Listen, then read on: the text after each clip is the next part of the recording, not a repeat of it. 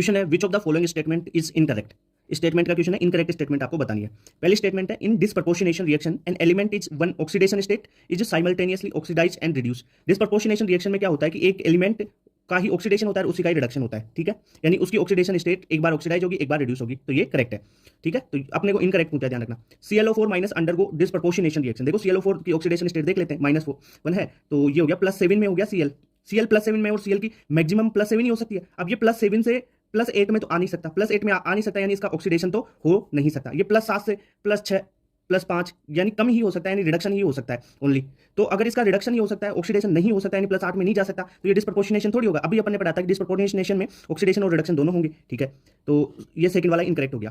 Clear. ClBr show disproportionation but fluorine doesn't show. देखो ClBr और I इनमें तो क्या होगा कि ये ऑक्सीडेशन स्टेट चेंज कर पाएंगे, पर जो फ्लोरीन है वो हाईली इलेक्ट्रोनेगेटिव है, ये -1 में ही रहना चाहेगा। ये अपने ब्लॉक में बात बता रखी है, तो वहां से स्टेटमेंट ली, सारी स्टेटमेंट्स NCERT की है, ध्यान रखना। तो ये डिसप्रपोर्शनेशन नहीं कर पाएगा, तो ये थर्ड भी करेक्ट हो गया। Phosphorus sulphur and chlorine undergo disproportionation in alkaline medium, ये भी सही है, तो करेक्ट आंसर सेकंड हो गया।